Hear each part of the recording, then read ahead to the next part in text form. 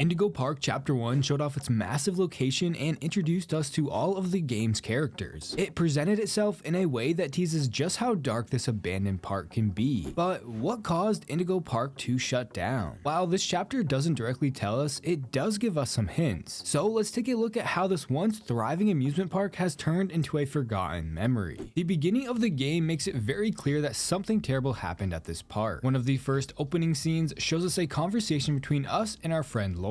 During this conversation, she mentions how there is no information about what happened to the park online, and how it's probably swarming with cops. There is also a newspaper article that talks about the park's sudden closure, how it's still awaiting information from authorities. Adding to this, there are tons of do not enter signs before entering the grounds. So clearly this was not your average bankruptcy closure. Something bad happened here, so bad that the cops were involved. Indigo Park has been abandoned for around 8 years, as told to us by Rambly. Now, while Rambly's overly positive attitude is slightly unsettling, I don't think he has any sinister intentions. He does glitch out a lot when talking about certain things, which could raise some questions, but I think that's more of his software just being outdated. While we are here, he tries to give us the best experience with what's left of this place. At the end of the chapter, he even mentions how he was confined to the entrance for so long, meaning without full power to the park, he was stuck inside of the room that we found him in. He clearly cares a lot about the park. I mean, it's all he's ever known. He even asks us if we would be willing to help restore it to get it back up and running. Why is this? Well, the only way for him to stay alive or be active is for the park to be open. So this is likely why he wants to restore power, to stay alive. Now, obviously, there could be an ulterior motive, and he could very well have had something to do with the park's downfall. He is also able to access the information that the Critter Cuff receives, which is slightly alarming, considering it's also a pedometer, heart monitor, and mood ring. So he is able to see exactly how we feel. But I'll let you decide if that's important or not. Maybe he wants to restore power so the mascots can leave the facility and wreak havoc on the world. But I don't think that's his master plan. I think he truly just wants to see the park thrive once again. So I don't think Rambly is to blame here. But what about the other mascots? Could they have something to do with why the park closed down in such dramatic fashion? Well, let's take a look. Throughout our exploration, we find collectible items that give us bits and pieces of information that expand on the game's lore. Although one of these items is a bit different from the rest. We find a Rambly head that's a part of one of the old mascot costumes they used to use at the park. The info about this head mentions how we are glad they retired these, meaning the park no longer uses these type of mascot costumes. If we click on the head for more info from Rambly, we learn it actually has an audio recording tagged with the word costume in Rambly's database. It's a conversation between two employees mentioning how the park received new mascots that will likely take their jobs. Ooh, looks like there's an audio recording tagged with costume in my database I've never noticed before.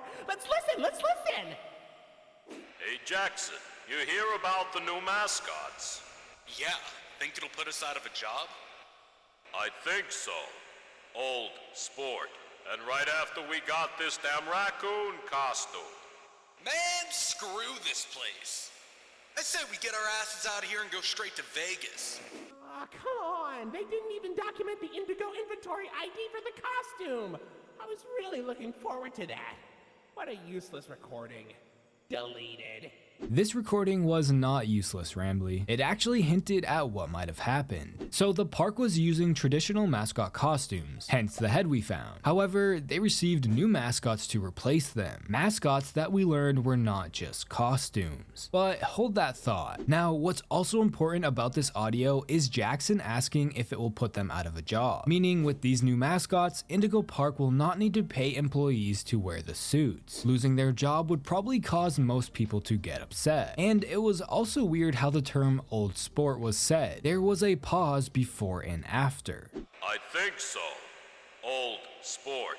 The term is even capitalized, meaning it's an official title or name, something of importance. The term old sport implies someone is respected, likable, and accommodating. So it's as if the other person talking is making it a point to remember who Jackson is, which leads me to believe that this Jackson character might play a bigger role than just being an old employee that lost their job. Maybe Jackson had something to do with why the park closed. He even says screw this place. He was clearly upset and angry that he might lose his job, which could have led him down a path of revenge, to get revenge on Indigo Park.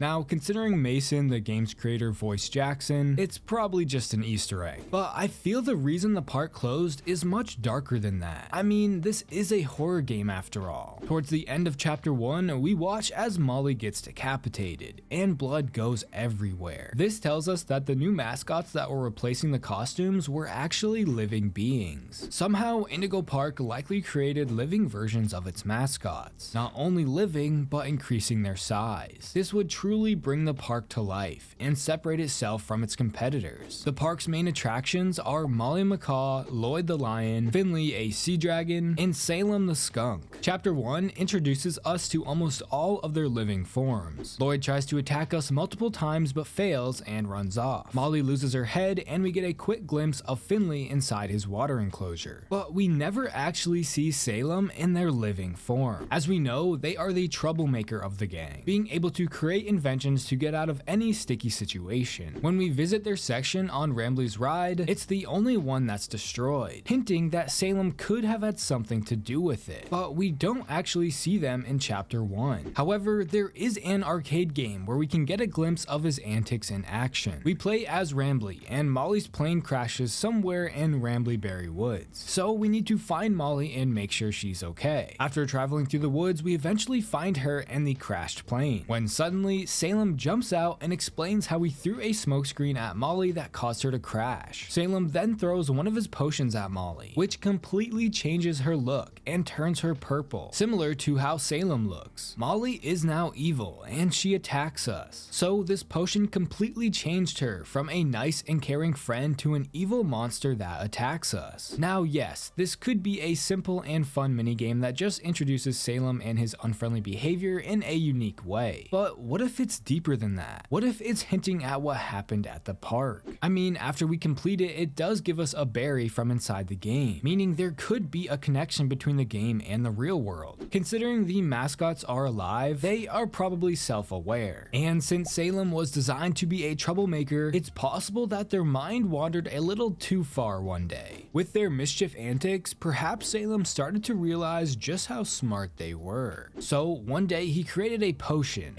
that would completely change the personality of whoever it affected. So while being fed up with taking orders from park staff, Salem started throwing his potions all over the other mascots in an attempt to wreak havoc on all of the park, for the mascots to attack and kill everyone. Now, it's very likely that the new mascots did not get treated well at the park. This can further be proven from the arcade game as well. There is a secret spot that shows Molly locked inside of a cage. In one of her death screens, she says, "Get back in your cage, bird."